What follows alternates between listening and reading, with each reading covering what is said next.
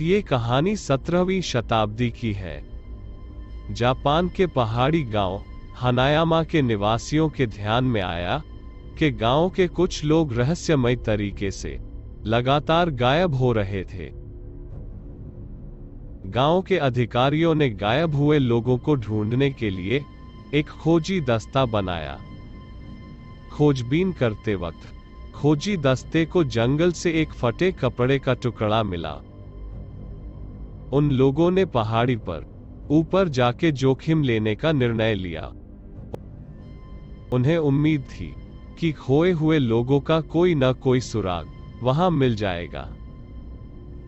कुछ घंटे के खोजबीन के बाद उन्हें एक घर दिखाई दी जो सबसे अलग थलग था।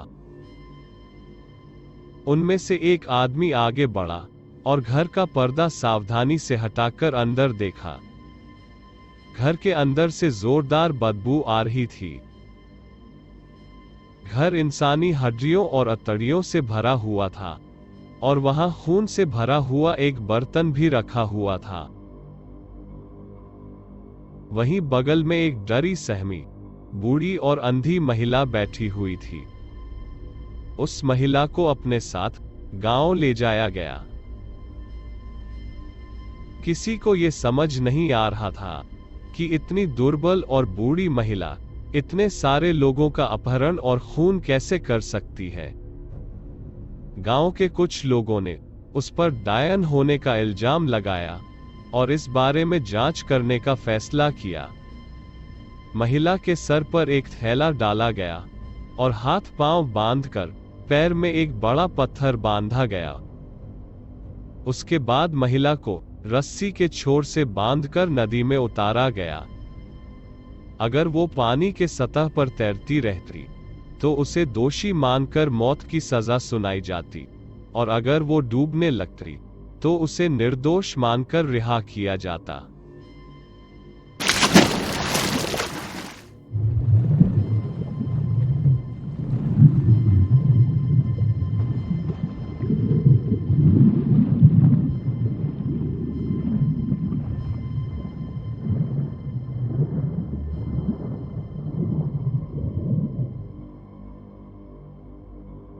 गांव वालों ने कुछ मिनट इंतजार किया।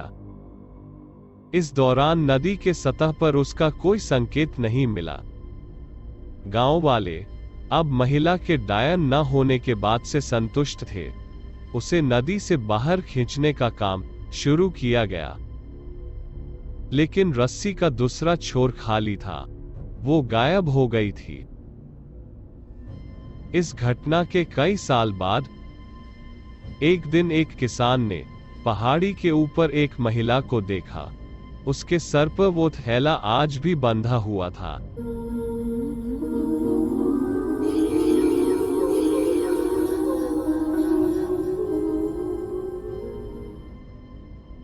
ये बात सभी को बताने के लिए वो गांव की ओर दौड़ा, लेकिन गांव वालों ने कहा कि वो सठिया गया है और वो ऐसी अफवाहें न फैलाए। उस किसान ने कसम खाकर गांव वालों को सावधान रहने के लिए कहा। इस घटना के कुछ दिन बाद गांव से एक आदमी लापता हो गया। ऐसा लग रहा था कि वो महिला वापस आ चुकी है और रात को नींद में ही लोगों का अपहरण कर लेती है। आने वाले कई दशकों तक गांव वाले उस महिला के दहशत में जीते रहे। इस दौरान कई गांव वाले गायब भी हुए, और फिर अचानक उस महिला का दिखाई देना और लोगों का गायब होना बंद हो गया। 200 साल बाद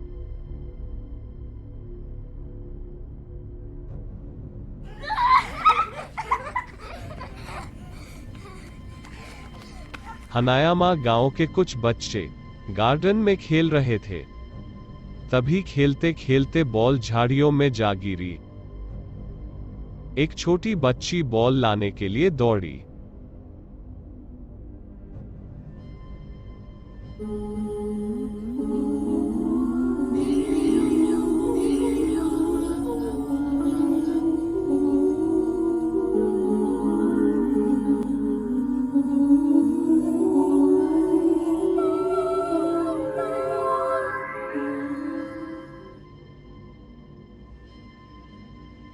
उम्मीद करते हैं कि आपको ये कहानी अच्छी लगी होगी। लाइक और कमेंट जरूर कीजिए, और अगर आप नए हैं तो चैनल सब्सक्राइब करना न भूलिए। फिर मिलते हैं नई कहानी के साथ, तब तक के लिए टेक केयर।